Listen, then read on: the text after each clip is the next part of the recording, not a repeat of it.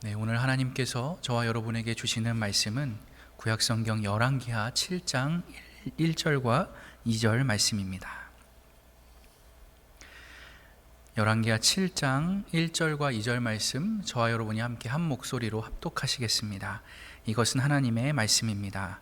엘리사가 이르되 여호와의 말씀을 들을지어다. 여호와께서 이르시되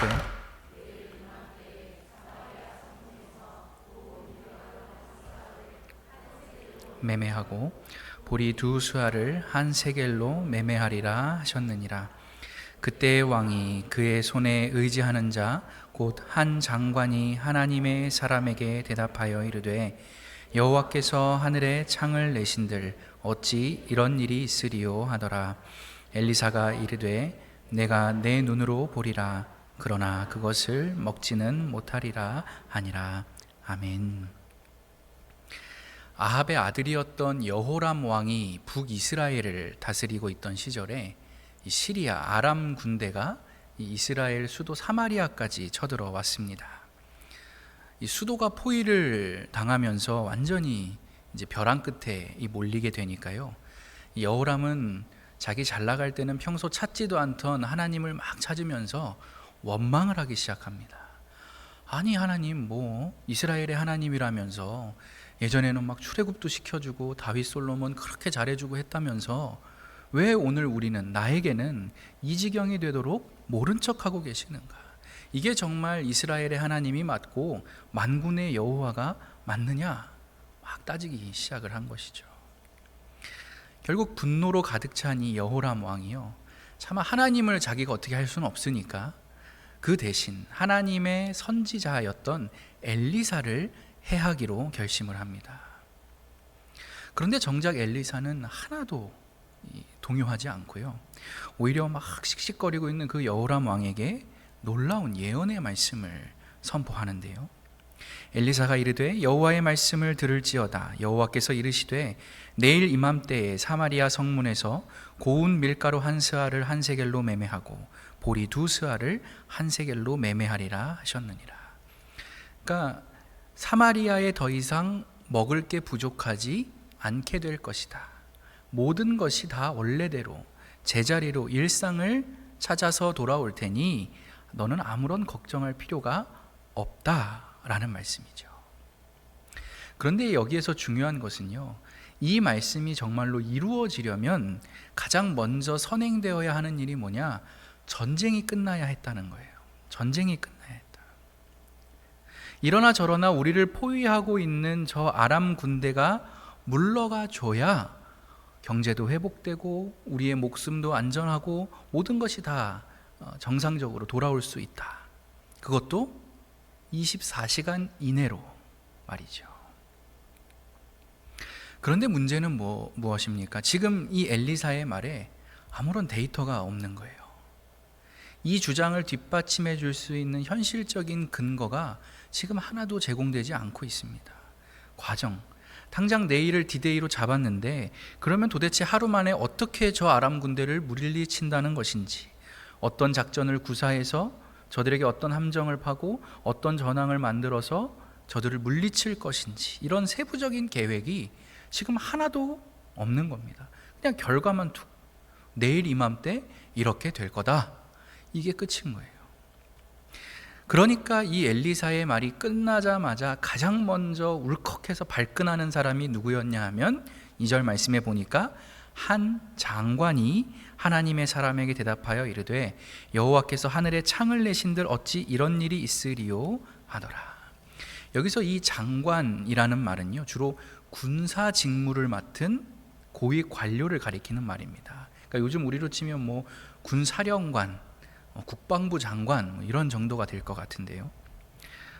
어쨌든 지금 이 이스라엘 군대의 총책임자로서 정말 자기 직과 목숨을 걸고 이 전쟁을 감당하고 있는 이 사람 입장에서 봤을 때는 이 엘리사의 말은 진짜 말이 아닌 거예요. 도저히 받아들일 수 있는 수준의 말이 아니었다라는 것입니다. 아니 선지자님, 하나님께서 옛날처럼 만나 메추라기 하늘에서 창문 열어가지고 쏟아두듯이 그렇게 하신답니까? 그러면 진작 좀 해주시지. 지금 사람들 굶주려가지고 자기 자식까지 잡아먹고 있는데 왜 인제사 그런 거 해주신답니까? 선지자님이 목회일만 하시니까 잘 모르시나 본데요, 세상이 그렇지가 않습니다. 지금 이 전쟁이 그냥 말 한마디로 되겠다, 이긴다, 진다 그렇게 할 게 아니라는 거예요. 그냥 가만히 좀 계십시오. 입 내밀고 불퉁거리고 있는 그 표현이 이 말씀인 것입니다. 하나님께서 하늘에 창을 내신들 그게 되겠습니까? 여러분, 우리가 신앙생활 하는 가운데 빠질 수 있는 함정 중 하나가 뭐냐면요, 하나님을 사유화하는 겁니다. 하나님을 사유화하는 것. 내가 하나님의 소유가 되는 것이 아니라 거꾸로 하나님을 내 소유로 삼는 거예요. 세상 그 어떤 지식으로도 그 어떤 도구로도 측량할 수 없고 우리가 판단할 수 없는 그 크신 하나님을 내가 가지고 있는 몇 안 되는 잣대, 경험, 지식, 생각들을 가지고서 내 마음대로 축소시키고 주무르고 하는 일들을 죄인된 우리는 그렇게 심각하게 여기거나 주저하거나 하지 않더라는 것입니다.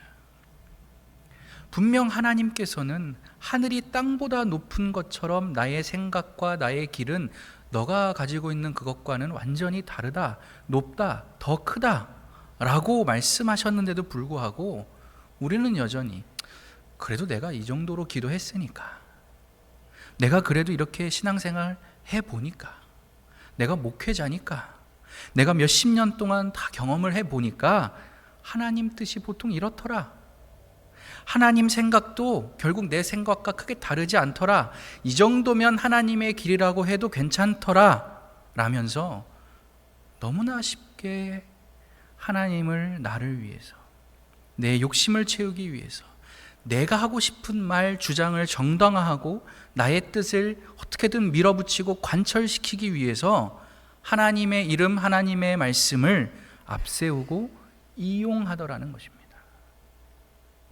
하나님을 사유화하니. 그런데 여러분, 더 큰 문제가 있습니다. 이렇게 하나님을 우리 마음대로 나의 것으로 사유화할 때 우리에게 어떤 심각한 폐단이 발생하느냐 하면요, 상대방을 악마화하게 됩니다. 다른 사람을 악마화하게 돼요. 왜요? 하나님은 내 편이거든요. 이게 바리새인의 함정이죠. 너와 나는 조금 다른 것일 뿐이다, 너의 입장도 충분히 그럴 수 있다라고 말해야 하는데 그럴 때마다 꼭 뭐라고 하는 거예요? 너는 틀렸다라는 거예요. 너는 그러면 안 된다라고 말을 한다라는 거죠. 왜요? 하나님은 내 편이니까요. 나는 분명히 하나님의 길을 잘 가고 있는 중인데 너는 조금 다른 길로 가니까 너가 가는 그 길에는 하나님이 있는 거예요, 없는 거예요? 없는 거예요. 내가 하나님 뜻대로 살고 있는데 나랑 다르니까 너는 아닌 거죠. 나는 정말 하나님과 신실하게 교제하는 삶을 살고 있는데 너는 그런 내 말을 듣지 않으니 너는 불순종하는 사람이라는 거예요. 너는 하나님의 뜻을 거스르는 자다. 그게 자동적으로 나올 수밖에 없다라는 것입니다. 내 주변 사람들이 나 때문에 힘들어하는 것 같으면 나에게 문제가 있나? 내가 뭘 바꿔야 하지? 내가 지금 하나님 뜻대로 살지 않고 있는 것이 무엇인가? 정말 혁명적으로 고민하면서 스스로를 돌아봐야 하는데 오히려 힘들어하는 그 사람들을 가리켜서 너 때문이다, 너 왜 시험에 빠져 있느냐, 왜 너 나를 이렇게 힘들게 하느냐, 너무나 쉽게 정죄의 창끝을 들이댄다라는 것입니다. 왜요? 나는 하나님의 사람이다라는 자기 확신은 가득하지만 너도 하나님의 사람이다, 너도 하나님께서 사랑하시는 존귀한 자요 왕같은 제사장이다 라는 사실을 전혀 스스로 생각해내지 못하는 수준에 이르렀기 때문입니다.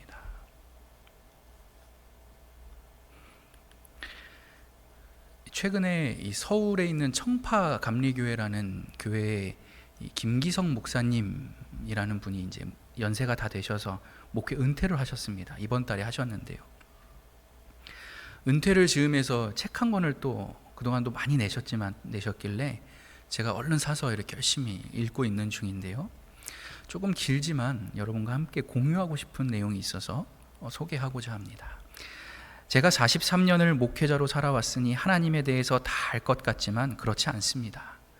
누가 제게 하나님에 대해 다 아십니까? 하고 묻는다면 저는 하나님의 옷자락을 슬쩍 보았을 뿐입니다 라고 말할 수밖에 없습니다. 저는 하나님에 대해서 마치 다 아는 것처럼 이야기하는 사람은 가짜일 가능성이 매우 크다고 생각합니다. 어느 신학자는 자기 확신에 찬 설교자를 경계하라고 했습니다. 우리는 하나님을 부분적으로 알 수 있을 뿐입니다. 하나님은 우리 인식의 범주 안에 오롯이 담기지 않는 분이십니다. 하나님은 인간의 언어로 포획할 수 없습니다. 스스로 믿음이 좋다고 여기는 사람일수록 다른 이들의 말에 귀를 기울이지 않으려 합니다. 새로운 세계에 자기를 개방할 자신이 없는 사람들은 이미 구축한 자기만의 세계에 틀어박혀 나오려 하지 않습니다. 그런 이들일수록 자기와 다른 견해를 가진 사람을 견디지 못합니다.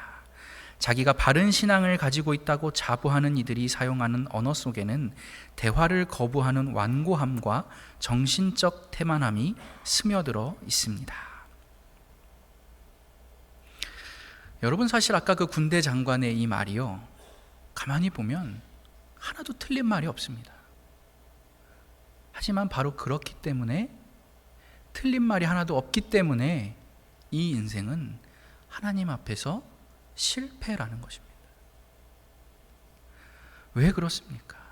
그가 하나님의 역사하심을 자신의 지금 이 조악한 생각 안에 가두고, 자기의 그 언어 속에 가두고, 하나님의 권능을 자기 상식 속으로, 상식 안으로 축소시켜 놓고 있기 때문이라는 것입니다.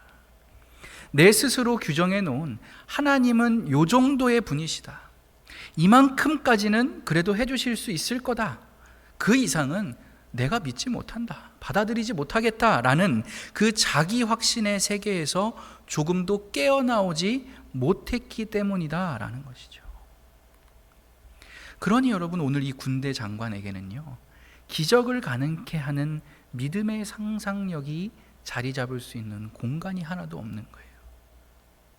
언제나 내 생각을 뛰어넘어 역사하시는 그 하나님의 큰 뜻이 심기고 자라고 꽃을 피울 때까지 기다릴 수 있는 그 기다림의 숙성의 시간 또한 전혀 이 사람에게는 허락될 수 없었다라는 것입니다. 그러니 지금 이렇게 두려워하지 마라, 염려하지 마라, 하나님께서 너의 그 모든 문제, 우리의 이 문제를 다 친히 해결해 주실 것이다 라는 정말 놀라운 구원의 메시지. 진짜 이거는 그냥 앉아서 감사합니다, 아멘, 그 말만 하고 있으면 되는 이 은혜의 말씀, 이거를 현장에서 직접 엘리사에게 귀로 들었음에도 불구하고 하나님 감사합니다, 경탄의 반응이 아니라 무슨 말이 가장 먼저 튀어나왔던 것입니까?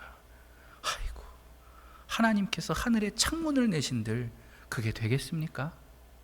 아무리 하나님이라고 해도 그게 가능이나 하겠습니까?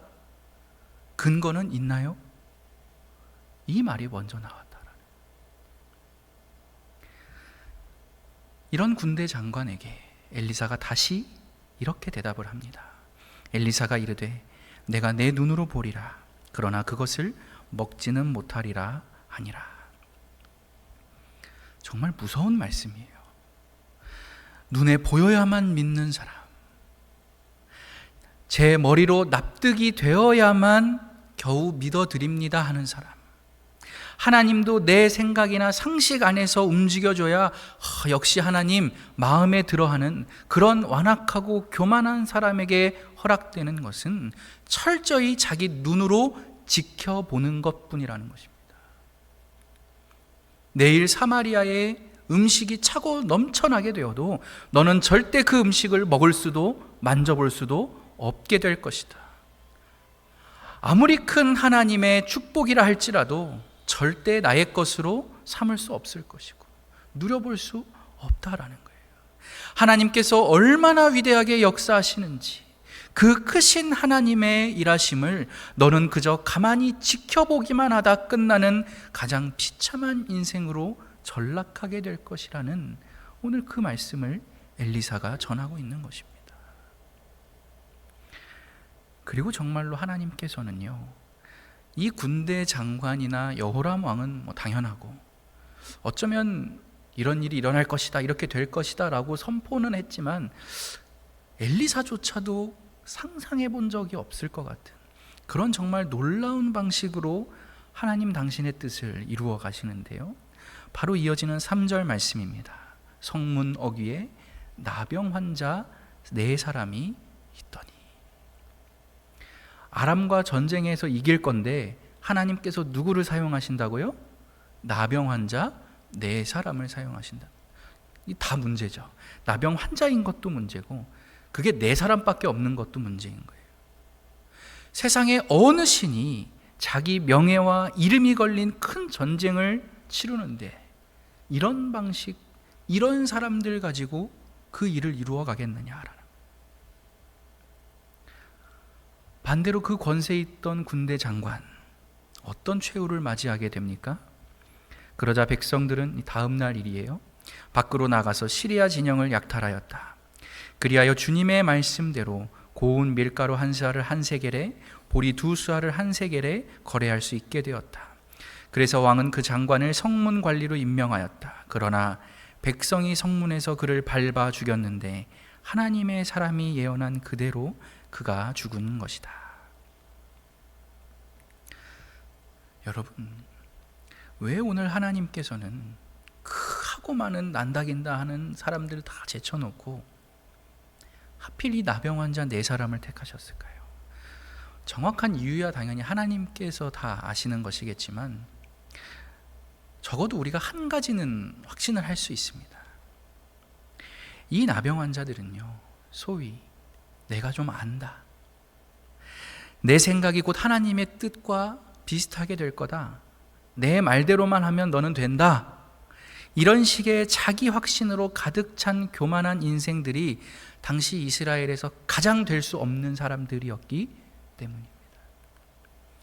너무나 빈틈 많고 너무나 약점과 허술한 점이 많은 이 인생들, 누가 도와주지 않으면, 긍휼히 여겨주지 않으면 단 하루도 사람 구실 해낼 수 없는 이 사람들, 빨리빨리 해야 되는 그게 덕목인 이 만몬의 세상에서 자기 힘으로 아무것도 빨리 해낼 수 없는 이 비참한 인생들, 그러나 바로 그 연약함 덕분에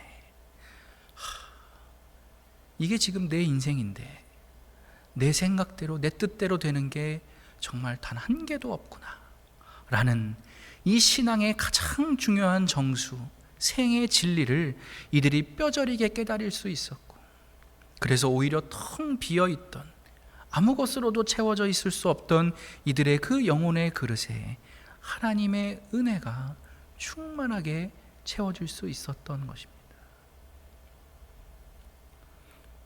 사랑하는 아름다운 교회 모든 교우 여러분, 부디 언제나 하나님과 사람 앞에서 여러분이 그 겸손한 믿음, 겸손한 태도 잃지 않으시기를 간절히 부탁드립니다. 하나님께서 내가 이렇게 역사할 것이다 라고 말씀하시는데 우리가 뭐라고, 그거 안 될걸요, 그거 요즘 같은 세상에는 안 됩니다, 그런 거 안 통합니다, 다른 방법이 어떨까요? 우리가 어떻게 감히 그런 말을 할 수 있겠습니까?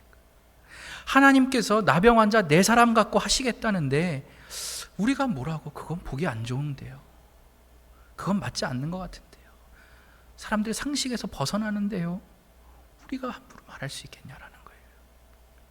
예수님께서는 자기 목숨까지도 내어놓으시면서 아버지의 뜻 이루어 드렸는데 우리가 뭐라고 감히 하나님께 내 뜻, 내 소원, 내 계획, 생각 이러하니 이것부터 해주셔야 됩니다, 이대로 아니면 나는 안 됩니다, 어떻게 그렇게 우리가 다그칠 수 있겠냐라는 것입니다. 저와 여러분이 이 땅에서 그리스도인으로 살아가는 동안 꼭 전념해야만 하는 한 가지 일이 있다라고 한다면 바로 예수님의 이 말씀처럼 내가 어디에서 누구와 무슨 일을 하든지 나는 오직 하나님 뜻대로만 하겠다. 내 가정, 내 사업, 내 꿈과 계획, 내 하루하루의 삶을 나의 욕심을 이루는 데 달려가는 것이 아니라 하나님의 꿈을 이루어 드리는 데 사용하는 삶을 살겠다. 그리고 이 고백, 이 결심을 나의 삼시세끼 양식으로 삼고 절대 까먹지 않고 살아가겠다라는 그 겸손한 마음을 우리가 잃지 않는 것일 겁니다. 다음 한 주간 살아가실 때 우리를 위해서라면 하늘에 창문을 내셔서라도 나병 환자를 통해서라도 반드시 역사하시겠다는 그 여호와 하나님께서 바로 오늘 이 자리에 있는 저와 여러분에게 큰 은혜 내려주시기를 우리 예수 그리스도의 이름으로 간절히 축원합니다. 기도하겠습니다. 자비하신 하나님, 오늘도 우리에게 말씀하여 주시니 감사합니다. 언제나 어디에서나 나의 만족과 유익을 위해서 사는 것이 아닌 오직 주님만 기쁘시게 하는 삶 살게 하옵소서. 하나님을 내 주머니에 넣고 다니지 않게 하시고 내 이웃에 대하여 이렇다 저렇다 함부로 판단하고 정죄하는 악한 입술을 가진 자 되지 않게 하셔서 언제나 어디에서나 늘 그리스도인다운 차분하고 겸손한 삶 살아가게 하옵소서. 예수님의 이름으로 기도드립니다. 아멘.